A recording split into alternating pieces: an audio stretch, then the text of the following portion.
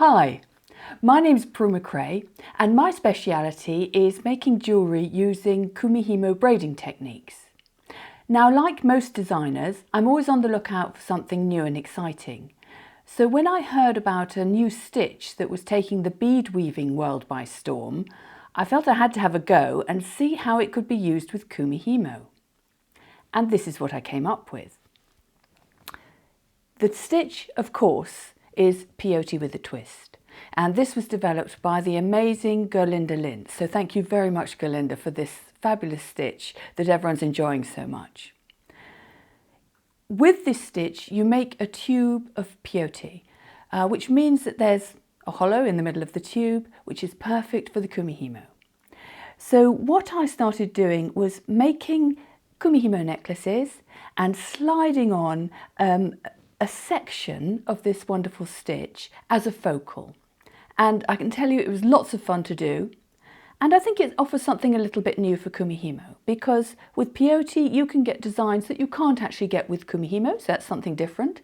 The ones I've got here are quite simple because my bead weaving skills are fairly limited, so I stuck to the simple ones, but really you can do some very elaborate designs if you want to. And I think for the bead weaving world, I hope that this also offers a new opportunity because you can do just a little section of this stitch and it will actually move on the cord, so you can remove it. You can have one Kumihimo necklace and each day you can have a different little focal section of your stitch. And it's also good for bracelets, and basically it's lots of fun. So let me show you now a little bit of a close-up of how this is constructed. So here we have a close-up of the necklaces, and you can see that I've got the Kumihimo braid running through the beadwork section and back up, and it's finished off with a clasp. Now for this one I have used size 8 seed beads, and I have used braid made on the Prumihimo disc, and for this I've used 2mm cords of satin cord with Eslon as well. And this one I've also used size 8 seed beads, and for this I've used round braid, which is made on this disc, and I've used 1mm cords here.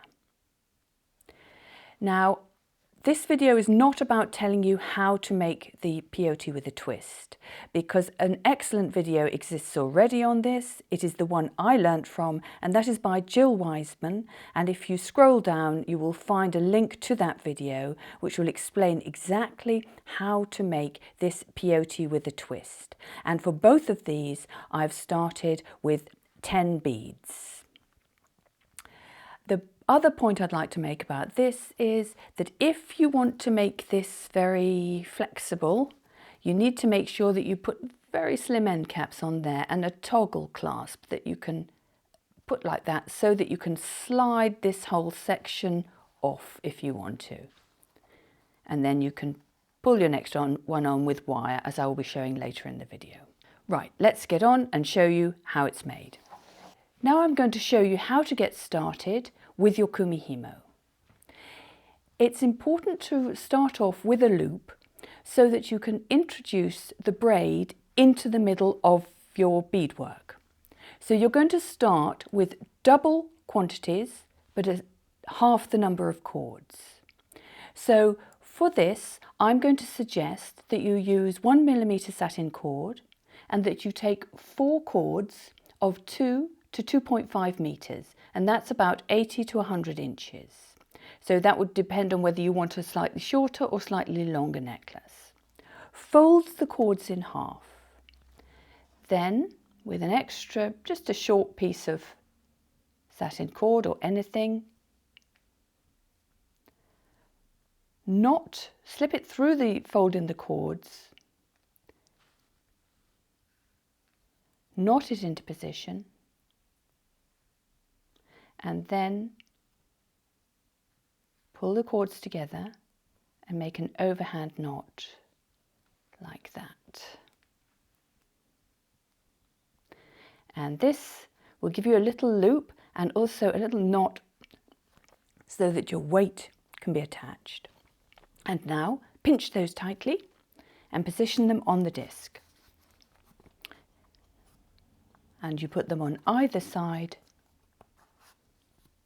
of the dots in the north, south, east and west positions. And you notice I'm gripping all the time because the danger is that you can pull the cords right through.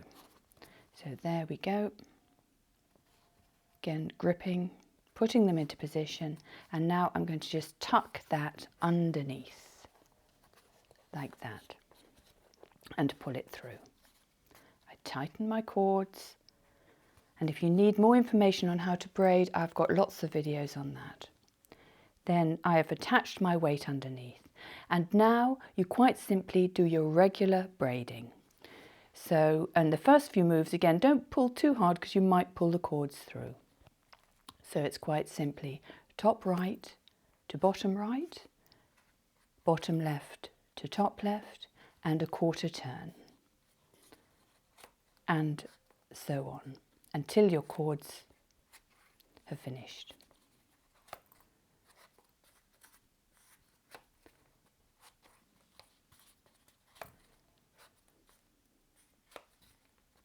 And before long, you'll have a beautiful braid coming out from underneath. So, you've now got your Kumihimo with a loop on it. So you need to construct your peyote with a twist. And you may prefer to do it without anything inside as you work. Some people prefer to have something inside. So you can work around your Kumihimo braid if you want to. But the reason we have done the Kumihimo with that loop is so that you can easily introduce it into your tube. And what you need to do for this is just have a piece of wire, any old piece of wire, just form a little hook in it at one end. The wire needs to be longer than your section of peyote, of course. And then all you need to do is hook that little loop that you made on your Kumihimo through the wire, like that. And now it's going to be easy to introduce into the middle of the braid and slide on. And there you go. And you can now do your finishings and you've got a beautiful necklace. So I hope you've enjoyed this. If you're interested in trying a bit more Kumihimo, do look at some of my other videos, and the best way really is to subscribe to my channel so you'll be notified of new videos I have coming up. And I have videos on all different aspects of Kumihimo, on different devices, on the round disc, on the square plate, and on my own Prumihimo disc. So do have a look at those, and you will also find out how to finish off your necklace. I've got several videos on how to finish off your necklace, how to put your clasps on and everything, and you will find links for those in the information down below. So just scroll through that information and you'll find all the links you need to finish off this necklace. So thank you very much, and until next time, goodbye.